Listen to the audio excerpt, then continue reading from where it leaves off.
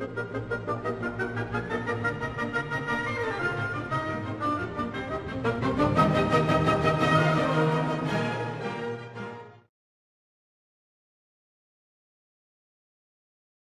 very first memories are when we lived in Stanton Avenue in Hornchurch, and I was, I suppose, about 4 or 5, and my Uncle George and Auntie Florrie were with us, and their daughter Elsie, and I pricked my finger. I had a thorn in it, and I still have the scar in my finger now.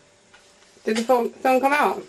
My Auntie Florrie pulled it out, and I cried because it was bleeding, and she wrapped it all up, and she said, "Now you've got a nice dolly," and she put 2 eyes and a nose and a mouth on it. Oh, how sweet. And I went round all day looking at my finger because it had a nice dolly on it. And talking about dollies, I also remember my sister and I both had a dolly for Christmas. And my sister threw mine and broke it to bits. It was the first China dolly I'd ever had. My first day at school. Can you remember that? My first day at school was, I think it was September, I must have started, or March. Not sure which it was, September or March, but it was absolutely, it was a snowstorm. And we had to walk to school, and my mother had a very young baby. I should think it was Uncle Leslie, and so Margaret had to take me on my first day, and I cried all the way. I wanted to go home. I didn't like the snow. Margaret took me all the way home again, and Mum sent me back again. And I cried and I cried, and when I got there I was freezing cold, and the teacher sat me in front of the fire. They had great big open fires with fenders round them. And she put my chair there, and I sat there. She gave me a lovely rosy apple and said, I remember that because it was always an apple for the teacher, but the teacher gave me an apple. Well, that was a good... On this special May Day, Mum had made me up a basket of pansies from the garden to take along, because we were all asked to take flowers. And she made this basket of pansies, and it was a special basket which I still have today. Really? It was a wickerwork outside with coloured glass inside.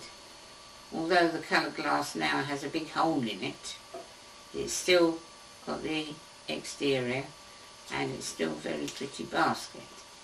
And she filled these up with pansies, and mine was chosen as the best of the lot. And I had to place it on the piano that they were using to play the music for the Maypole dance. And I was so proud to think they'd chosen my basket. Mum and Dad were there to watch us too. We got a photograph somewhere with them at the May Day. Other thing I remember about the school is I started playing the violin, or learning to play the violin. And we had to do a concert in the school hall. And the piece of music, I couldn't read music. And they decided on a piece of music that I'd only just began to learn. And I could do the first few lines of it because I remembered those so la mi do sort of music. and I learnt it and wrote it on the paper. But I couldn't play the next one because I hadn't really rehearsed it and I had nothing written on the paper. So I spent the rest of the concert just moving my bow up and down and not making a sound. I bet nobody knew. No, they didn't know. But, and I never really mastered the violin properly anyway. And that violin is still up in our loft, and it's been around several members of the family, and they've all had a go at it. And the last one to play it was Kathleen's John. I can remember my brother Leslie, when he was at school, I was summoned to the infant school because my brother Leslie had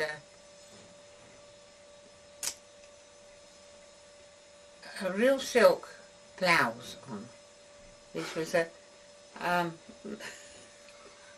it was a blouse, and it got very, very creased. It was, I've forgotten what it was, the material, but Silk. no, it wasn't silk. It was, I've forgotten the name of the material, but it creases, and you can't get the creases out. And he brought it to school? He'd worn it to school as a shirt. Right. And his teacher was complaining about the shirt, and she pulled it out of his trousers and a penny dropped out. And she said, "Where did you get the penny from?" And he had a little girlfriend then, and she gave him the penny. And the teacher said he must have stolen it. Oops. And I had to take him home with a note from the headmistress to say that Leslie had stolen this penny and he wasn't to come back to school till he had his blouse ironed. It was a Sunday. We were walking home. Yeah, go on. And we passed a place where they had blackcurrant bushes hanging out of the fence. Yeah. And I picked some black currants and popped them in my mouth. Oh. And after that, Auntie Margaret held it over me, and every time she wanted anything done, even for scratching her back, she'd say, "If you don't do it, I tell Mum you pinched the currants." And I was petrified that she was going to tell Mum I'd pinched these What currants. meaning? And she held it over me for 3 or 4 years, I think. How old were you then?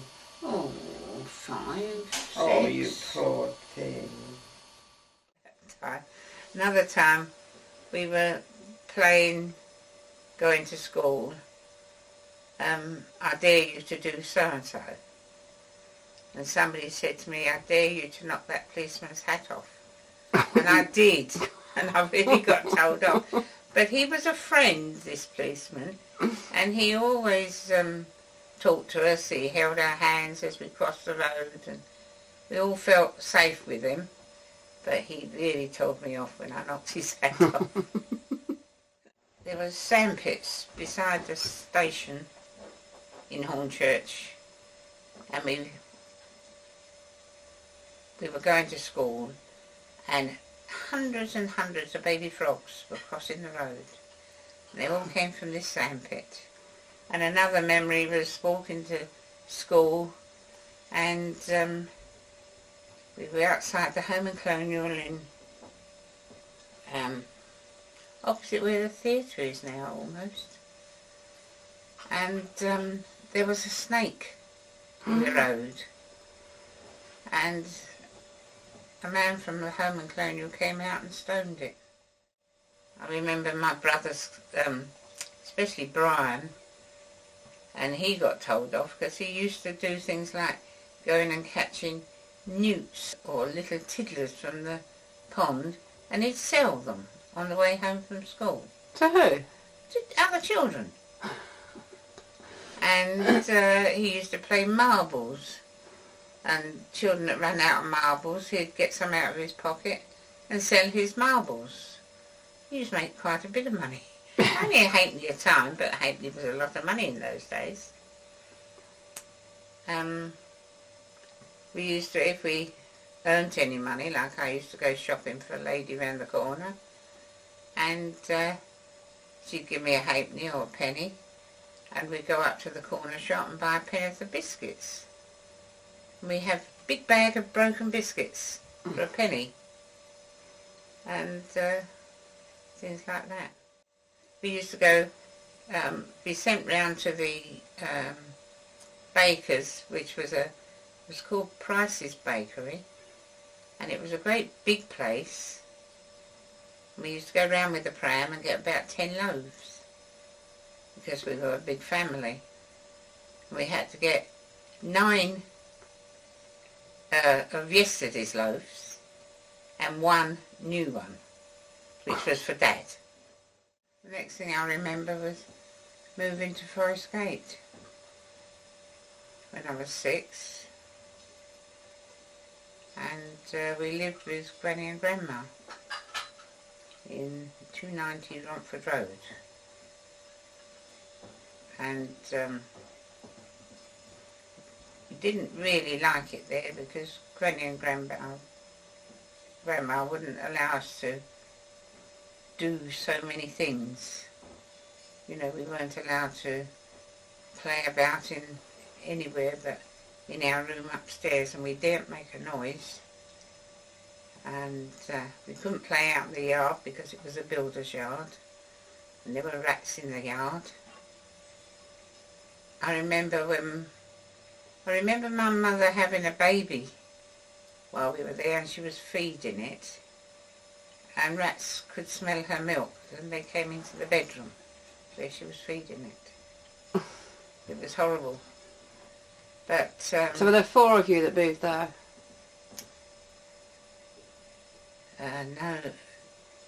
No, Stanley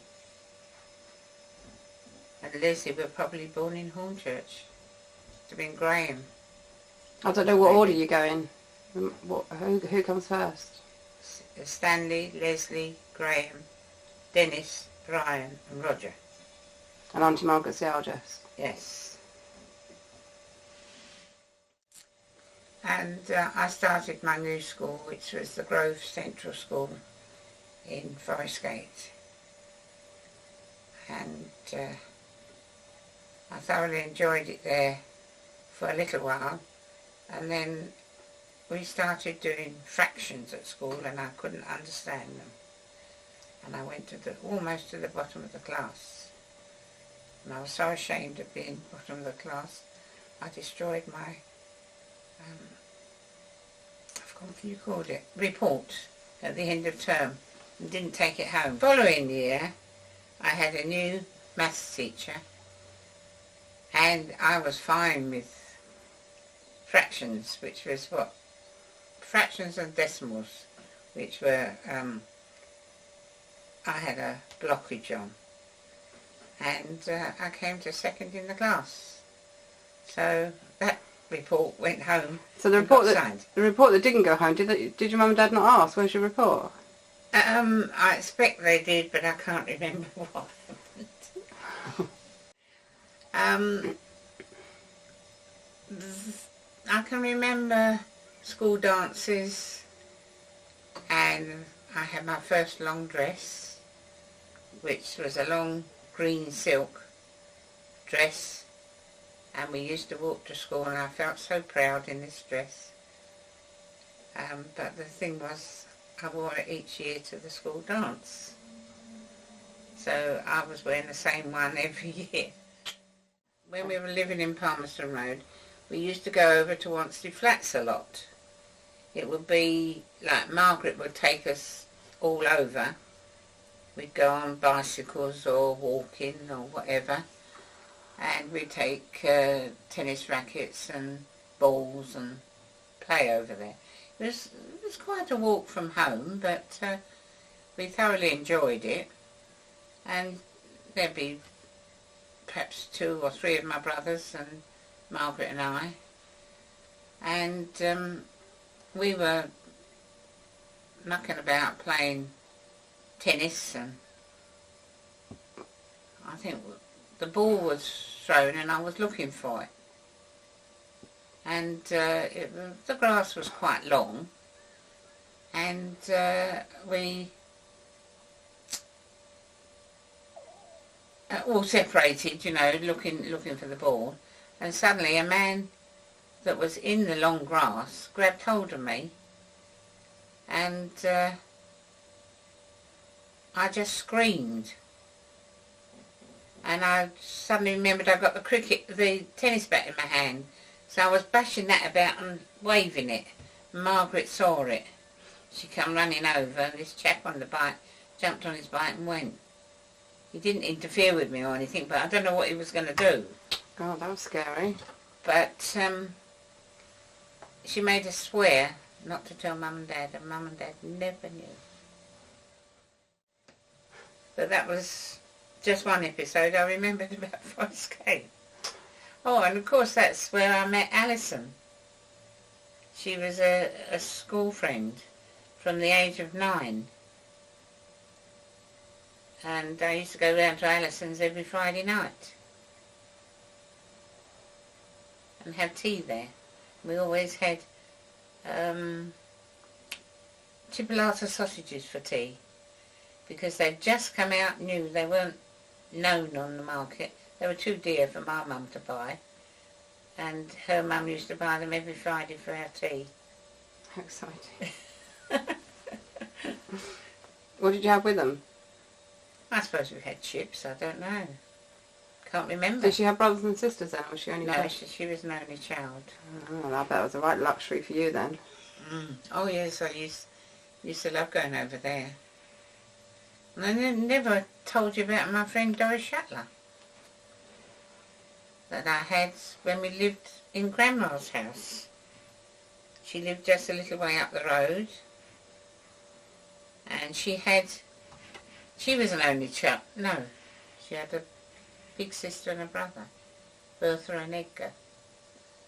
But Doris was really the favourite, and they lived right opposite Singer's sewing shop. And every year they used to have a big doll in the window, all dressed in lovely clothes. But as it was the show one, Doris's mum used to get it every year for Doris. Every year she had a big doll. And I used to be so jealous, because all I ever had was a rag doll. And Doris and I belonged to a little club in the Baptist church, and we were doing a little play, and we were 8 little mothers. We all had to take our dolls, and I borrowed one of Doris's because mine was only a rag doll with a china head. And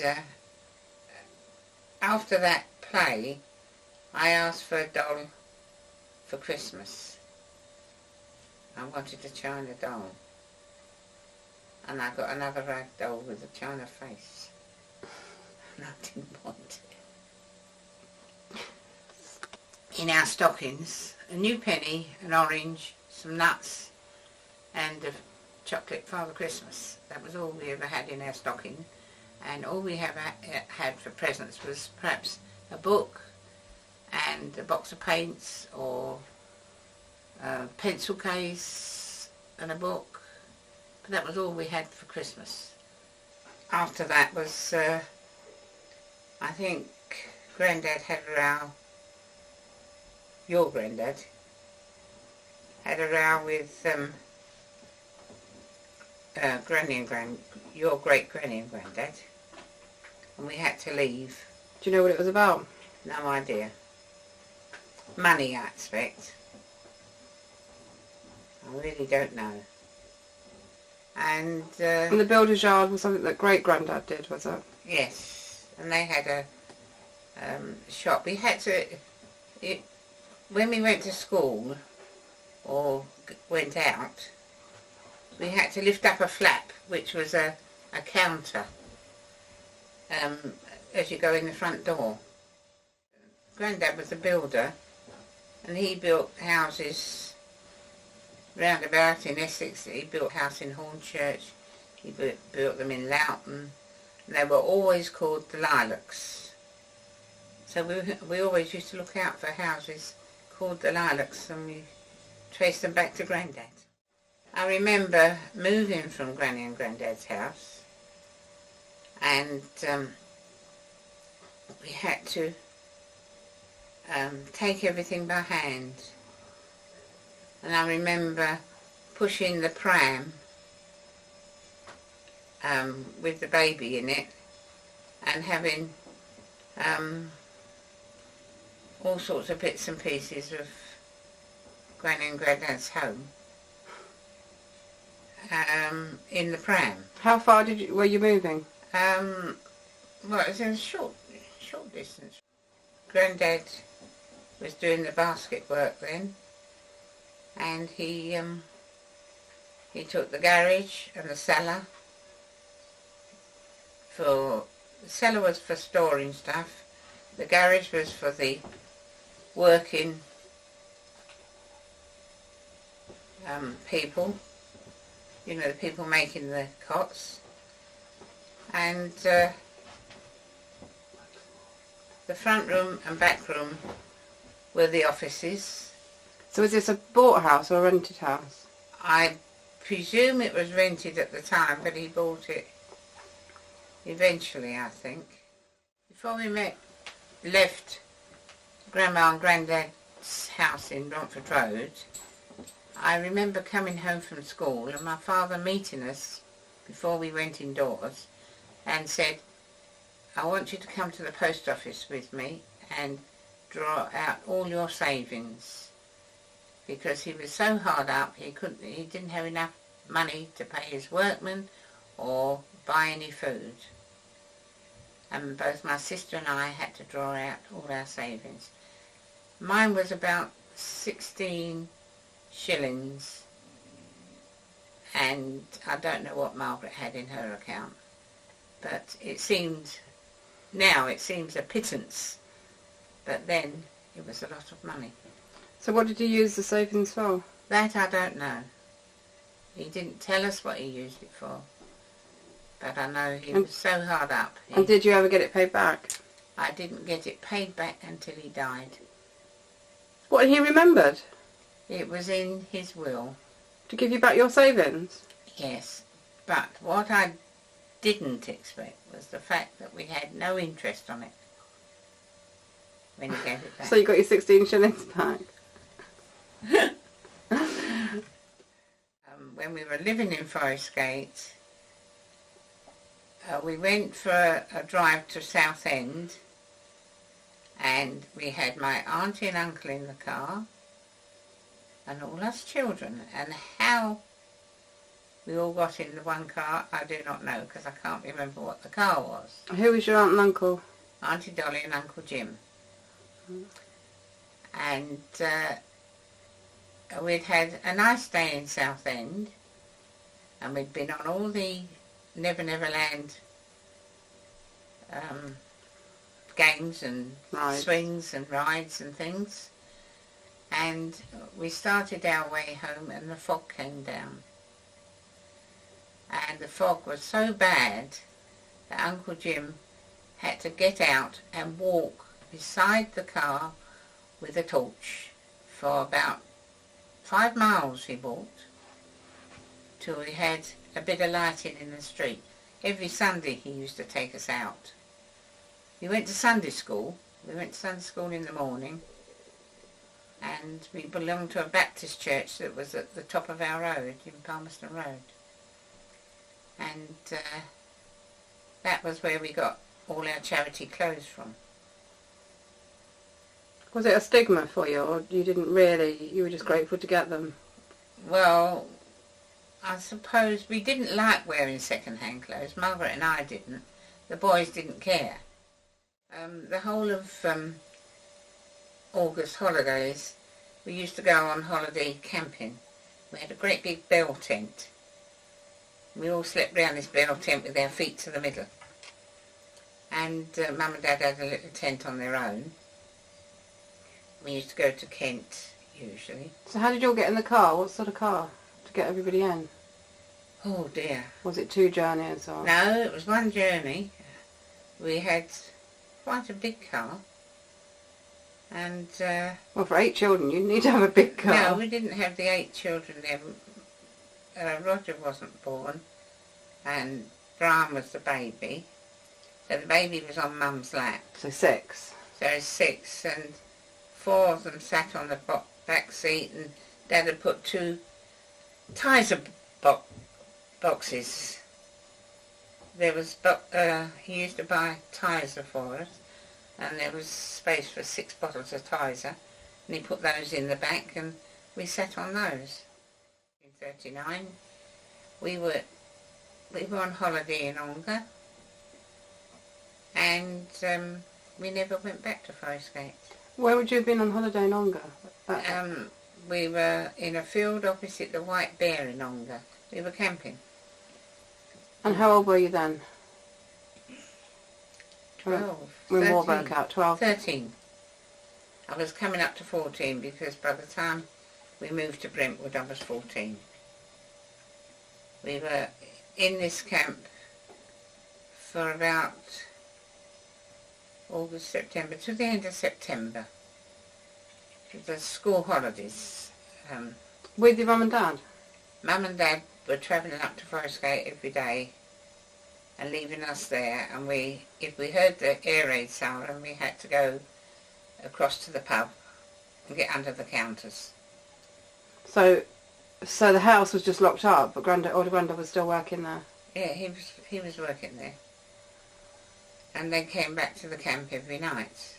It wasn't far to come back. Car? Yes, we Bus? had a car. I don't think we ever went to the seaside. It was always a country holiday. And that's what we had in Stamford Rivers.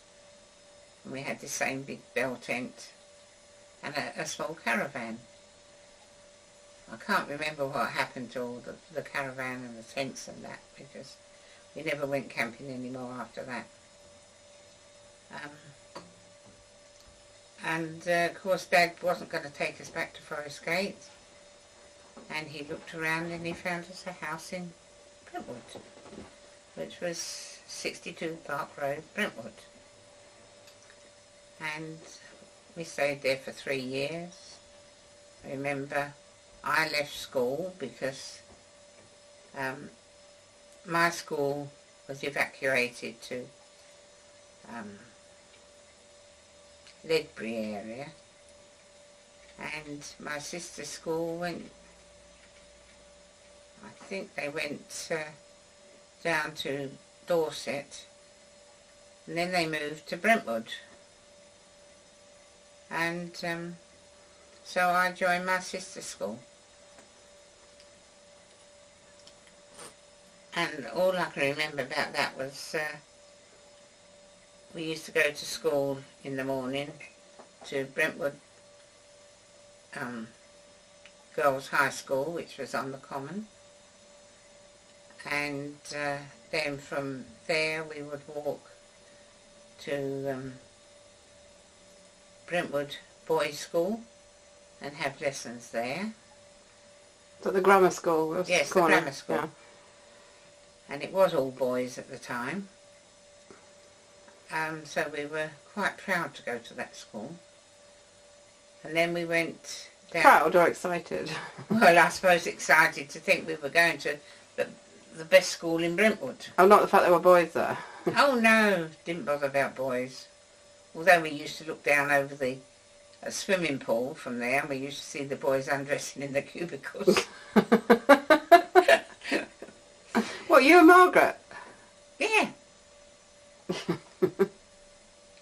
And then we went down to the Guido School, which a lot of people don't even know exists, and it's still there today, but I think it's a nursery school now. Are you talking about in Brentwood? Yes, it was in Primrose Hill. The only thing I remember about when we first moved to Brentwood Mum and Dad were still travelling back to Forest Gate for work. And I think myself, Stanley, Leslie and Margaret were all left in Brentwood overnight, and we were dared to go out in the garden and pick the apples. By who? My mum. But we went down and picked some lovely apples, crunched them all up and threw them the cores over next door's garden.